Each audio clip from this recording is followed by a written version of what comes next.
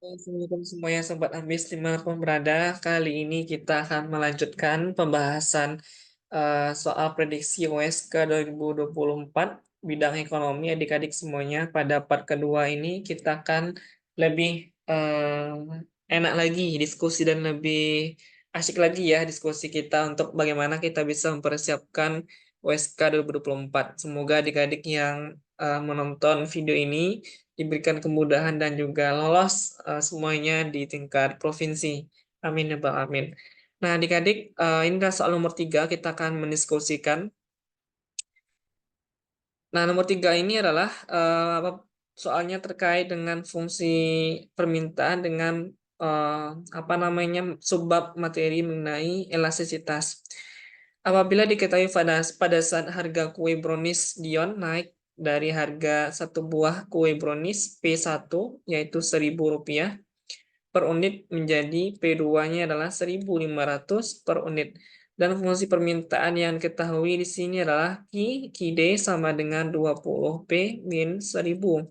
Maka sifat koefisiennya apa? Nah, ini enak hanya menanyakan nilai ataupun sifat koefisiennya tidak berdasarkan tidak hanya sifat saja tapi tidak ditanyakan berdasarkan nilai tapi hanya sifatnya saja. Nah, kalau soal seperti ini adik-adik perlu kita pahami bahwasanya untuk mencari koefisien ini kita bisa melihat bagaimana kita bisa menggunakan salah satu fungsi berikutnya yaitu turunan. Nah, jika selama ini adik-adik tidak apa namanya terhambat ya, karena di sini hanya diketahui informasi bahwasanya P1 sekian, P2 sekian dan fungsi permintaan. Nah, clue-nya adalah di sini adik-adik. Kalau kita melihat fungsi elastisitas untuk harga pada permintaan di sini adalah delta Q per delta P kali P1 dibagi dengan Q1. Nah, itu adalah fungsi elastisitas. Nah, kita harus tahu dulu bagaimana perubahan kuantitasnya, sedangkan di sini hanya tertera informasi fungsi dari harga. Nah, gimana dong Kak cara mencarinya? Kuncinya adalah di fungsi permintaan. Untuk mencari delta Q per delta P ini, nah itu adalah turunan pertama dari fungsi permintaan dalam bentuk Q. Jadi, ini adalah Q aksen itu adalah sama dengan delta Q per delta P. Kok gitu Kak? Nah, Q aksen itu adalah artinya adalah perubahan kuantitas diakibatkan dengan perubahan harga ini. Perubahan kuantitas berapa diakibatkan dengan perubahan harga. Maka langsung saja kita turunkan dari fungsi QD-nya. Berarti Q aksennya adalah sama dengan 20P diturunkan jadi 20. Ini 1.000 berarti sudah habis karena variabelnya hanya P. Nah, jadi Q aksennya adalah 20. Nah, jika kita lanjutkan di sini, berarti delta Q per delta P-nya adalah 20. P1-nya sudah diketahui, yaitu 1.000. Nah, terus Q1-nya gimana, Kak? Nah, Q1-nya dengan cari substitusikan dengan fungsi permintaan tadi. Jika kita ketahui QD sama dengan 20 P min 1.000, nah, P-nya kita masukin dengan 1.000 adik-adik. Ini ya, karena P1-nya biar kita dapatin Q1-nya berapa ya. Jadi 20 kali 1.000 min 1.000. Jadi 20 kali 1.000, 20.000, kurangi 1.000, jadinya adalah 19.000. Nah, kita masukin ke satunya adalah 19.000. 20 kali 10.000, 1.000, 20.000 dibagi 19.000, coret ya. Jadi 2 dibagi, mohon maaf, 2 dibagi 1,9 ya. Gitu ya, atau 20.000. 3 deh dicoret ya, lebih enak. 20 dibagi 19, 1,00 sekian. Kalau hasilnya Kak dipakai kalkulator ya, karena ini ataupun dicari boleh manual, adik-adik nilainya 1,05. Nah, 1,05 itu jika kita lihat berdasarkan koefisiennya adalah ini elastis. Karena kita tahu kalau elastis nilainya adalah besar dari 1. Nah, kalau inelastis nilainya adalah kecil dari 1. Kalau inelastis sempurna nilainya 0, kalau elastis sempurna nilainya tak terhingga. Oke, masih gampang ya untuk soal ini. Jangan sampai terkecoh karena ini memanfaatkan bagaimana teman-teman bisa mencari dengan fungsi turunan. Oke, nah lanjut adik-adik kita akan bahas di soal berikutnya pada nomor 4. Ini adalah soal mengenai fungsi konsumsi dan fungsi tabungan. Nah, di sini adik-adik untuk kita ketahui bahwasanya pada saat Dion belum bekerja, ia harus membiayai kebutuhan dalam sebulan ya. Kalian ketika belum mendapatkan pekerjaan, nah kalian membiayai ataupun menggunakan tabungan. Berarti ini adalah konsumsi otonom ya, ataupun konsumsi pertamanya kalian yaitu 2 juta rupiah. Nah, ketika kami sudah bekerja dan memperoleh penghasilan misalkan 5 juta per bulan, ia dapat menabung sebesar 1 juta.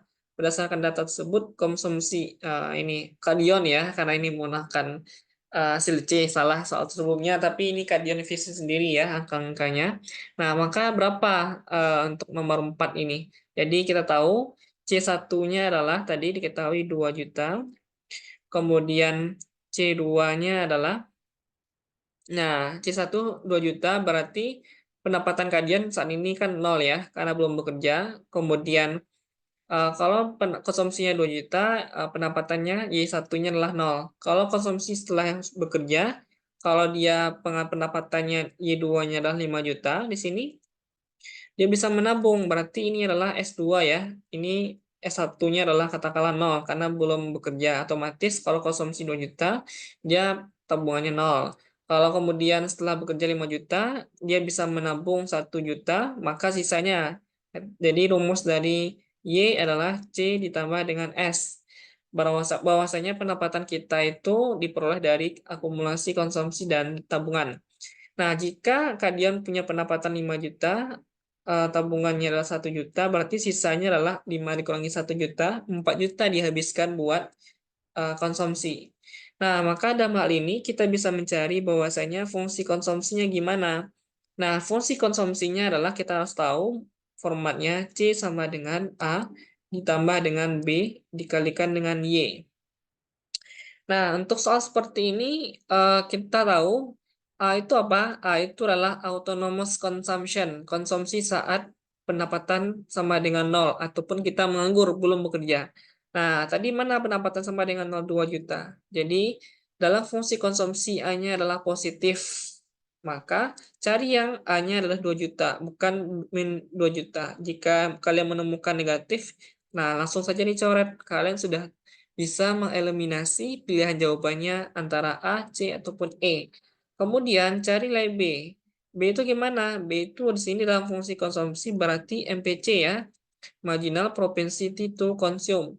Rumus MPC itu adalah berapa? Yaitu delta C dibagi dengan delta Y. Delta C-nya gimana? Berarti C2 dikurangi C1 dibagi Y2 dikurangi Y1. C2-nya berapa adik-adik? C2-nya 4 juta dikurangi 2 juta, jadinya 2 juta. Y2-nya adalah 5 juta, kemudian sebelumnya 0, berarti 2 per 5 ya. 2 per 5 gimana tuh cara mencarinya, Kak? Ya, cari ini ya, 0, berapa ya? 2 dibagi 5, yaitu 0,4. Nah, 0,4 berarti kalian bisa menemukan C sama dengan 2 juta ditambah dengan 0,4 Y. Nah, ini nih, coret yang bukan angkanya, jawabannya adalah C. Jadi kita tulis C sama dengan 2 juta ditambah 0,4 Y. Seperti itu adik-adik untuk soal mengenai fungsi konsumsi. Kalau lebih demikian, karena setiap part ini kan dibikin singkat, biar teman-teman lebih maksimal belajarnya, semoga bermanfaat, dan kita ketemu lagi di part ketiga. Demikian, semangat terus buat adik-adik semuanya. Assalamualaikum warahmatullahi wabarakatuh.